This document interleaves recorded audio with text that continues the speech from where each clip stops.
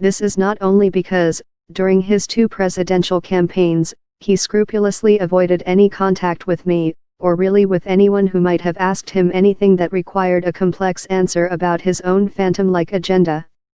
Romney is exactly what his party needs at the moment, if he can at last summon the courage to be what the moment demands. Romney's small band of loyalists, of course, would argue that he's never lacked for courage, only emotional fervor and self-righteousness. In their view, Romney is the ultimate corporate analyst, a conservative problem solver who stalks an issue from all sides and then pounces on it with ruthless efficiency. The former Massachusetts governor may not have been an intrepid candidate, they argue, but he had more than enough inner steel and intellectual heft to govern the country well.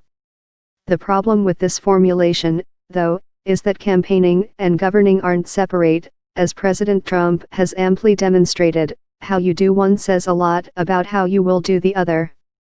There has never been a timid, equivocating presidential candidate who became, all at once, a fearless and resolute president. And too often, Romney has treated principled rhetoric like a stretchy suit he can hurriedly change into in a phone booth, then throw into a trash can when no one's looking.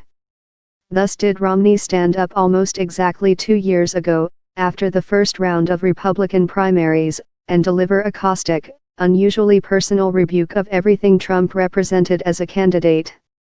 In an address carried live on all the cable networks, he used words like bully, phony, and fraud, and said Trump was playing the members of the American public for suckers. It was Romney's finest moment. He had emerged from the shadows to defend the conservative conscience.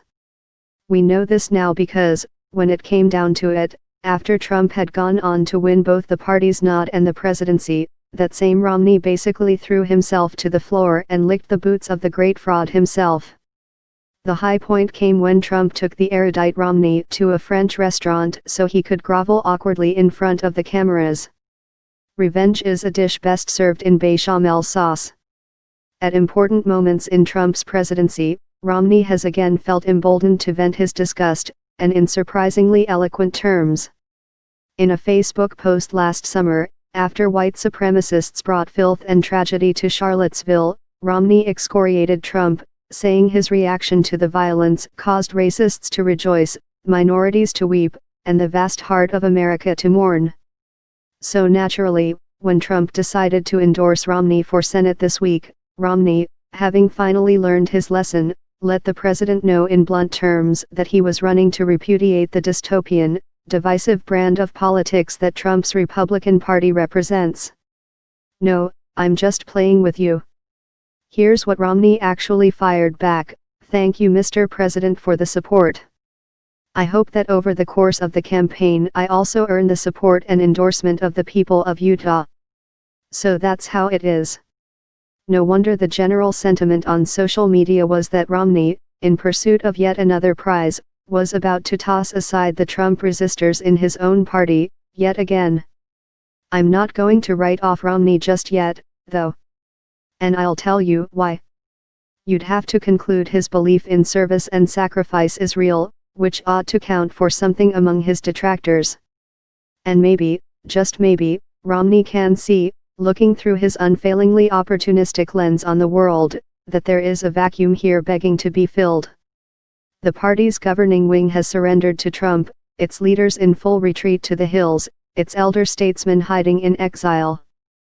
The Bushes have gone back to their estates in Texas and Florida. John McCain battles a grave illness. Newt Gingrich joined the occupiers, and Haley Barbour is practicing law somewhere in Mississippi. Mitt won't be president, that dream is dead, and he should know it. But he could yet become something he's never managed to be, the most influential figure in the Republican Party outside of the White House. If the Romney who gave that speech in 2016 showed up for this campaign in Utah, and went on as a senator to make the case for a more enlightened and less mean vision of conservatism, he might give lesser-known Republicans the courage they need to defy Trump's ardent base, which they imagine still to be more numerous than it really is. He could go down in history not as the one-term governor and twice-failed candidate who prostrated himself for a job he couldn't get, but rather as the aging eminence who returned to government, one last time, to fight for the party he loves, after most of his contemporaries had given up. Maybe there really is a vast reservoir beneath Romney's eerily placid surface. And who knows? Maybe this time there's actually something in it.